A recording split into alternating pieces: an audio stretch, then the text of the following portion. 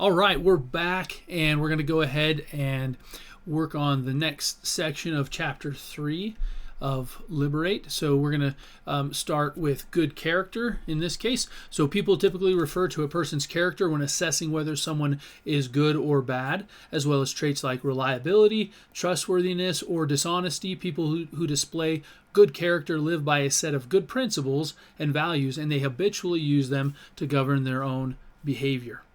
Character is often seen as a stable and unchanging aspect of an individual. However, a person's character can and does evolve through experience, education, reflection, and conscious effort. How does having a good character relate to phi? By itself, phi is a double-edged sword that can destroy or liberate. Having enough passive income to meet your expenses can make you lazy, complacent, and unproductive. When you are consuming rather than producing, you may feel empty, unfulfilled, and unhappy. However, combined with good character, phi liberates. A good character makes sure that you remain productive and focused on fulfilling your purpose. Phi combined with good character ensures your financial security and joy. Formulating your character starts with internalizing good principles and allowing them to direct your actions and habits.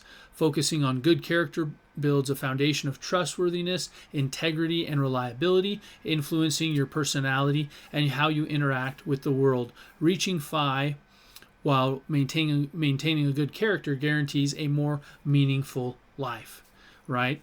And so here, just a few things to highlight. Once again, you can change your character if you need to. Once again, that's kind of a theme throughout the book, is that you have the power to change, and I just want to make sure you really understand that in all aspects of your life you can improve and make your life better than maybe where it currently is. And so you always need to believe in yourself. The other thing is that phi can be a double-edged sword, and this is kind of an interesting concept. Just because you think, oh, hey, if I become financially independent, I have as much money as I need for my lifestyle, that I'll be happy.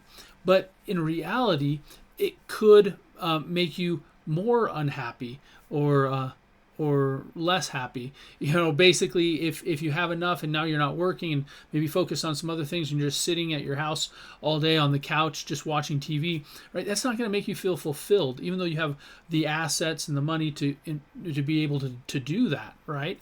And so it's a double-edged sword. Becoming financially independent in and of itself could make you miserable. But hopefully, after understanding that if you pair your financial independence with purpose, that is the key that you need to remember, and that is what liberates you. Okay, so just moving on, continue reading.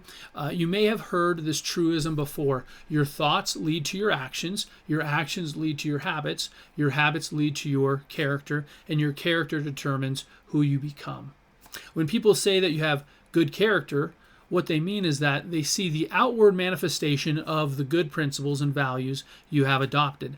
The positive thoughts swirling in your head are the result of your good principles. These thoughts spur you to undertake good actions, right? So good thoughts, good actions. When those actions are repeated enough times, they become a habit.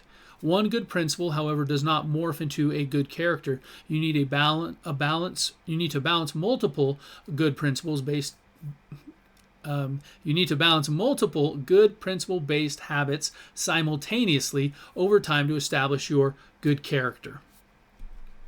If you continue living with your good principle-based habits, your character will remain consistent. However, the moment you start making bad decisions, your good character begins to erode. When you slip up by making a bad decision, your good character starts to fray like a rope. If you continue making decisions that contradict good principles and values, that rope, like your good character, continues to unravel until it ultimately snaps, and boom, you have a bad character. However, you can repair it, right? This is a recurring theme. You can repair it by acknowledging your mistakes, apologizing, making appropriate amends, and aligning your future decisions with good principles and values, right? There's always hope. It is possible to repair any damage to your good character that was previously compromised. In this sense, your character is pliable because you have a lifetime of choices to make. However, while your character is pliable because you have the freedom to choose, I believe your good character is, however, while your character is pliable, I believe your good character is fortified by repeatedly making good choices and experiencing the positive consequences of those actions. So, while it's pliable because we can make choices, we make choices every day, right? We make choices every day. However, I think if we consistently make good choices, down the road when a decision has to be made and you're kind of questioning, hey, am I going to make the right, make a good decision or a bad decision, I think you're more it's more probable that you're going to make the good decision because you've proved to yourself in the past that you've made all these good financial decisions. Okay. So while possible, changing character from good to bad is less probable. That's great news because a good character is easier to maintain once you establish it. After all, you already know how to act when an ethical dilemma is placed before you. If you're unsure how you would act in a compromising situation, your character needs some strengthening. Okay. However, don't lose hope if your character is a work in progress, right? And it is for all of us. The repair process, owning up to your errors, apologizing to the right people, righting your wrongs, and using the experience to positively shape future decisions restores your good character over time. You can always build a foundation of good character. Okay, so how to develop good character. Developing good character starts with good thoughts, then good actions, and repeated good actions become good habits that converge into good character. Developing good character is a learned process, right? Anyone can learn this. If your moral compass is bad, any action you take in advance to advance in life will be in the wrong direction, right? So that compass, your moral compass, has to be heading in the right direction. Suppose your map of right and wrong is incorrect. In that case, any action you take based on the map to navigate reality will lead to obstructions and obstacles. If your moral glasses are the wrong prescription, what you see will distort reality. If you build your FI on bad character, eventually cracks will form in the foundation and your house will come crumbling down. You can avoid bad compasses, wrong maps, and incorrect prescriptions if you base your character on good principles and values. Before working on your FI, you must have good character. Why? Good character means doing what you say you will do and having a track record of following through on your promises. You have integrity. You have proven that you can make and keep commitments. A person with good character is capable of consistently living the principles of lasting FI. People with bad character who have trouble keeping promises, who lie, cheat, steal, think only of themselves, hurt others, etc., cannot live by the principles of long-term FI. They must first work on transforming themselves into people with good character. Okay, this is very important. The good news is that anyone can transform.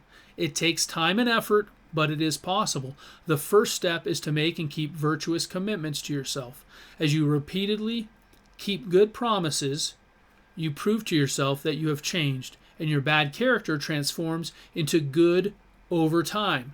You now keep your promises, tell the truth, are honest, play fair, exchange value for your wants and needs, love, serve, and protect others, etc. Yes, it is upon good character that you build long-lasting FI.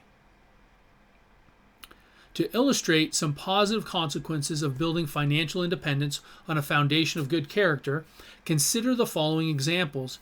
Integrity and trustworthiness show that you consistently do what you say you will do, cultivating a reputation that attracts opportunities, partnerships, and clients. Discipline and self-control ensure that you manage your finances well, avoiding impulse purchases and staying focused on long-term goals. These are bricks that you can use to erect a strong foundation of good character based on good principles. Without these bricks, your foundation is weak and it's easier to make poor decisions lose credibility, and face setbacks that hinder your progress toward lasting financial independence. All right, we're going to stop there and then pick up in the next video and talk about personality versus character. So real excited. Thanks for sticking with me, and we'll see you real soon.